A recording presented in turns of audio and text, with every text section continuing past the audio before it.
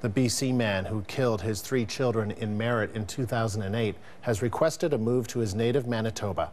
Allan Schoenborn was found not criminally responsible for the deaths. He made the request during his 4th annual psychiatric review today. The CBC's Belle Puri attended the hearing at a psychiatric hospital in Port Coquitlam. She joins us now on the phone from Vancouver. So, Belle, what can you tell us about what happened at that review? Well, Allan Schoenborn walked in. He wasn't restrained in any way. He was wearing baggy jeans, a navy T-shirt, an open denim shirt, running shoes. He looked much older and heavier than in the photographs most of us have seen over the last few years. And he sat at the table. He was facing the review panel. He had his lawyer on his left-hand side and representatives of the treatment center on his right. We heard that at this time of his care, Allan Schoenborn still requires detention in a psychiatric hospital, that he's experienced, I guess, somewhat unique hurdles when it comes to integration because of the notoriety related to his crime. The hearing lasted about 20 minutes. It focused on his request to be moved to Selkirk Mental Health Center in Manitoba. And he was asked 5 questions by his lawyer about, why he wants to move. And he answered, "My family is in Winnipeg. I was born and raised in Winnipeg." He spoke about his mother, that she's visited him over the last year. He said she was very kind in her visits and very attentive to me, so I'd like that to continue in Winnipeg. I respect her. She loves me. I love her.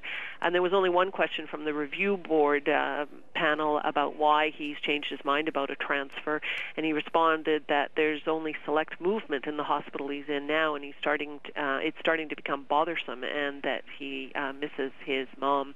His speech was very slow. There were long pauses, and in the end, the board reserved its decision. And so, Belle, what's going to happen with him? Well, the board said that they might have a decision by the end of today, but if not, probably by Monday morning. But we have to remember that this is just the first step in a probably a lengthy process, because any move has to be approved by the attorneys general in both provinces, here in BC and Manitoba, and many details have to be worked out. It's not like a transfer would happen right away. We were talking to a representative from the BC Crown who suggested that even the cost of the move and who will pay for his care in Manitoba, all of those types of things will be up for discussion. And also, the family of his former wife, of Darcy Clark, they were there, her cousin, her brother, and they have concerns.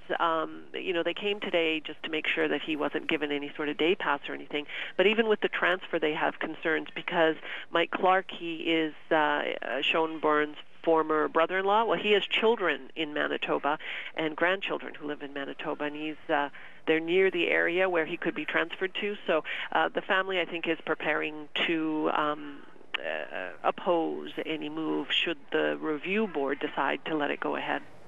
Belle, thank you. The CBC's Belle Puri on the phone from Vancouver.